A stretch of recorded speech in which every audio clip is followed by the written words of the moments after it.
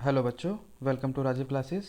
आज हम class 10th का एक इम्पॉर्टेंट टॉपिक शुरू करने जा रहे हैं जिसका नाम है एप्लीकेशन ऑफ ट्रिग्नोमेट्री।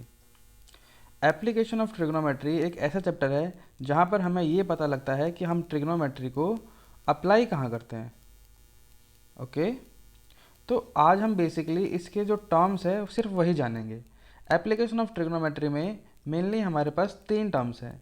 जिस बच्चे को ये तीन टर्म समझ में आ गए उसको ये पूरा का पूरा चैप्टर समझ में आ गया। इसके अलावा आपको जो लास्ट चैप्टर हमने पढ़ा था रेट इज ट्रिग्नोमेट्री, उस चैप्टर के कुछ जो वैल्यूज़ है स्टैंडर्ड एंगल्स पर like 30 degree and 45 degree and 60 degree, उन स्टैंडर्ड एंगल्स पर जो ट्रिग्नोमेट्रिक रेशियोज़ की जो वैल्यूज़ होती हैं वो पता होनी चाहिए। उसके अलावा इस चैप्टर में ऐसा और कुछ नहीं है जो आप लोग समझ नहीं पाओगे। आपके पास जो तीन पॉइंट्स हैं वो है, first is line of site, line of site. Second is angle of elevation, angle of elevation. And the third one is angle of depression, angle of depression. Okay, अब हम इन तीनों को समझने के लिए एक छोटा सा एग्जांपल लेते हैं। जैसे कि फॉर एग्जांपल मान लो आप यहाँ पर हो।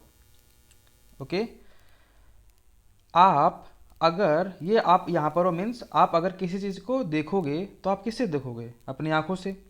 तो इसको आप मान के चलो कि this is your I, because आप बैठे हो खड़े हो, ये डिपेंड करेगा क्वेश्चन की सिचुएशन पर कि क्वेश्चन में दिया कैसे है, कि आप कहाँ से देख रहे हो, आपकी हाइट क्या है। अगर ऐसा दिया है तो हमें फ़र्क पड़ेगा कि आपकी जो पोजीशन है वो क्या है। अदरवाइज़ मान लो अगर ऐसा बोला जाए कि सिर्फ आप देख रहे हो, तो देख तो आप सिर्फ अपनी आंखों से रहे हो ना। तो मेनली आंखें जो है वो क्या है, एज अ पॉइंट काम करेगी।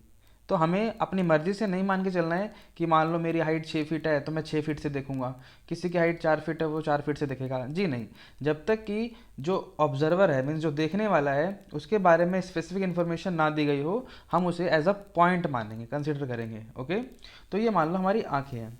तो अगर आप किसी ऑब्जेक्ट को, यहाँ पर मान लो एक ऑब्जेक्ट है जो इधर है यहाँ पर। ओके, तो अगर आपको इस ऑब्जेक्ट को देखना होगा तो आप अपनी आंखों से कैसे देखोगे? इसको ऐसे देखोगे। क्लियर? और अगर सेम ऑब्जेक्ट है मान लो यहाँ है, अगर आपको इस ऑब्जेक्ट को देखना होगा तो आप कैसे देखोगे? यहाँ से ऐसे देखोगे। क्लियर? लेकिन क्या आपके आई लेवल, ये ऊपर वाला जो आपका आई लेवल है, जो जैसे कि मान लो मैं रेड से कर रहा हूँ, ये जो है, क्या आपका आई लेवल ऐसा है या ऐसा है? जी नहीं, दोनों में से कुछ भी नहीं है। यस और नो? दोनों में से तो कुछ भी नहीं है। तो बेसिकली आपको इन दोनों ही ऑब्जेक्ट को देखने के लिए अपने आई लेवल को या तो ऊपर करना पड़ेगा या तो नीचे करना पड़ेगा। तो आपका जो आई लेवल है वो है क्या? This is your eye level. Clear? This is your eye level. Clear हुआ? This is your exact eye level means आपकी आंखें कहाँ पर है। अगर आप बिना छेड़े अपनी आंखों से देखोगे तो आप इस लाइन की ऑब्जेक्ट को, सारे ऑब्जेक्ट को देख पाओगे। लेकिन अगर इस आंख आई के ऊपर के ऑब्जेक्ट को देखना पड़ेगा तो आपके आंखों का जो एंगल होगा वो ऊपर की तरफ बढ़ेगा। मान लेते हैं लेट से theta, theta is a variable means इतने डिग्री पर आपकी आंखें ऊपर जानी चाहिए। और अगर नीचे वाले ऑब्जेक्ट को देखना पड़ेगा तो आपके आई लेवल से उस ऑब्जेक्ट को नीचे जाना पड़ेगा। लेट से दिस इज बीटा। क्लियर? तो ये हमारे पास दो टर्म्स आ गई, एक थीटा एंड एक बीटा। लेकिन इस तीनों के साथ साथ हमारे पास तीन पोजीशंस आई हैं। एक अपने आई लेवल के ऑब्जेक्ट को देखोगे, एक अपने आई लेवल के ऑब्जेक्ट, आई लेवल से ऊपर के ऑब्जेक्ट को देखोगे, और एक अपने आई लेवल के नीचे के ऑब्जेक्ट को देखोगे। क्लियर हो गया?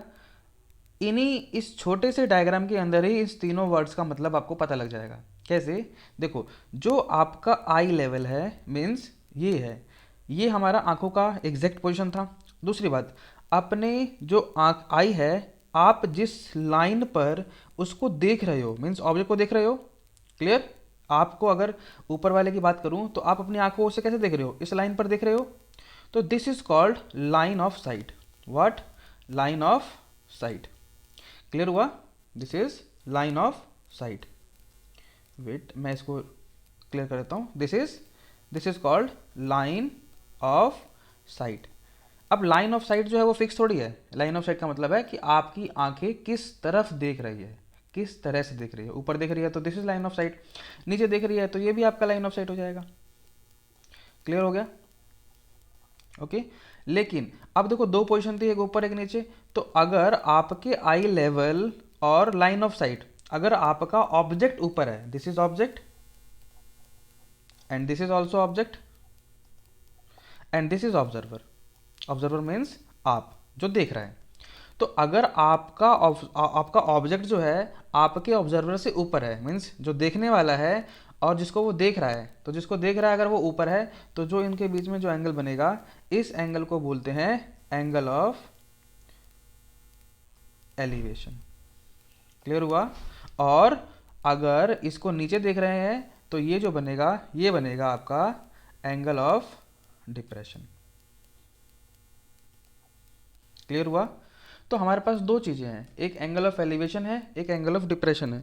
तो एंगल ऑफ एलिवेशन का मीन्स अगर आपका ऑब्जेक्ट ऊपर है तो आपका एंगल ऑफ एलिवेशन बनेगा, और अगर आपका ऑब्जेक्ट नीचे है तो आपका एंगल ऑफ डिप्रेशन बनेगा। किसके साथ? आई लेवल के साथ। क्लियर हो गया? तो देखो ये हमारे पास तीन टर्म्स थी। अगर आपको ये तीन टर्म्स क्लियर हो गई है तो आप 100% मान के चलो कि आने वाले क्वेश्चनों में आपको और कुछ भी नहीं करना है। क्यों? क्योंकि इसी पोजीशनिंग के अकॉर्डिंग आपको एक सिचुएशन दे रखी होगी और इसके अकॉर्डिंग आपको वो सिचुएशन को क्या करना पड़ेगा, ड्रॉ करना पड़ेगा और समझना पड़ेगा आपको दिया क्या है और निकालना क्या है। क्लियर हो गया? उम्मीद करता हूँ आपको ये तीनों चीज़ें, तीनों टर्म समझ में आई होगी। इसके अलावा जो इसके क्वेश्चंस वगैरह जो है कॉन्सेप्ट वाइज हर टॉपिक को उठाएंगे। पहले हम एंगल ऑफ एलिवेशन करेंगे, फिर एंगल ऑफ डिप्रेशन करेंगे, वो हम करेंगे नेक्स्ट वीडियो में। ओके।